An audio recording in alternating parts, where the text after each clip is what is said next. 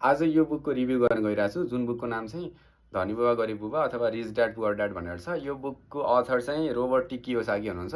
उहाँले आफ्नो बायोग्राफीको बारेमा चाहिँ यो बुकमा सबै लेख्नु भएको छ। अनि उहाँले चाहिँ आफ्नो बायोलोजिकल फादरलाई चाहिँ गरिब बुबा भनेर सम्बोधन गर्नुभएको छ र आफ्नो साथी माइकको बुबालाई चाहिँ धनी बुबा भनेर सम्बोधन गर्नुभएको छ। किन भन्दाखेरि चाहिँ उहाँको आफ्नो बायोलोजिकल फादर एकदमै धेरै पढे लेखेको हुनुहुन्थ्यो। इभन दुईटा पिएचडी होल्डर हुनुहुन्थ्यो। अनि त्यत्रो धेरै ठुल्ठुलो युनिभर्सिटीबाट पिएचडी गर्दाखेरि पनि उहाँ चाहिँ जस्ट एउटा प्रोफेसर मात्रै हुनुहुन्थ्यो कि एकदमै धेरै काम गर्ने। अनि जस्ट त्यो गरेको कारणले चाहिँ खाना बस्न पुग्थ्यो फ्यामिलीमा चाहिँ। त्यो भएर चाहिँ उहाँले आफ्नो बाबालाई चाहिँ गरिब बुबा भन्नुभएको छ। र उहाँको साथी माइकको बुबालाई चाहिँ उहाँले धनी बुबा किन भन्नुभएको छ भन्दाखेरि चाहिँ माइकको बुबा चाहिँ 8 मात्रै पास गर्नुभएको थियो, उहाँले 10 पनि पास गर्नुभएको छैन।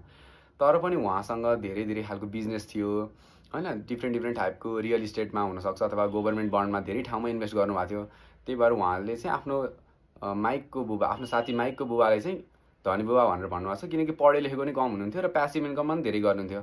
अनि यो बुकले चाहिँ धेरै कुराहरू सिकाएको छ, यहाँ धेरै कन्टेन्टहरू छ। तर यो दुईटा कुरा चाहिँ मलाई एकदम धेरै मन परेको छ कि पहिलो कुरा चाहिँ दिस बुक हेज टट us the like basic difference between asset र लायबिलिटी। एसेट र लायबिलिटी भनेको के हो र त्यसमा चाहिँ के डिफ्रेन्स छ भन्ने कुराहरू भन्नुभएको छ। जस्तै पहिला हुन्थ्यो नि अकाउन्टहरूमा अथवा इकोनोमिक्समा एकदमै धेरै कुरा कि एसेट भनेको चाहिँ जस्ट सम्पत्ति भनेको छ होइन, लायबिलिटी भनेको चाहिँ दायित्व भनेको छ। त्यति क्लियर डेफिनेसन थिएन अथवा एकदमै लामो टाइपको डेफिनेसन थियो। एसेट भनेको यत्रो धेरै कुराहरू हो, घर हो, यो हो भनेर भनिन्थ्यो नि।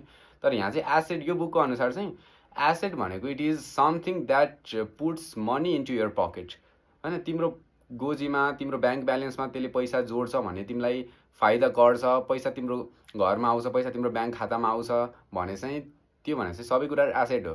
अनि लायबिलिटी भनेको एउटा यस्तो टाइपको दायित्व हो जसले चाहिँ तिम्रो गोजीबाट अथवा ब्याङ्क खाताबाट चाहिँ पैसा निकाल्छ। पैसा चाहिँ तिम्रो गोजीबाट आउट हुन्छ, बाहिर जान्छ। अरू कुनै पनि तरिकाले त्यो पैसा तिमीबाट टाढा हुन्छ अथवा तिमी अलिकति भए पनि लसमा हुन्छौ, त्यो भनेको चाहिँ लायबिलिटी भयो।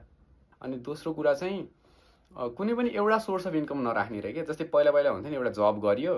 अनि यो अमेरिकाको बारेमा नि भन्नु छ कि एउटा अमेरिकन मान्छेहरूले के गर्छन्, म्याक्सिमम मान्छेहरूले के गर्छन्, most of the people in America what they actually do is they work like 9 to 5 जब काम गर्छन् अनि दे इन्भेस्ट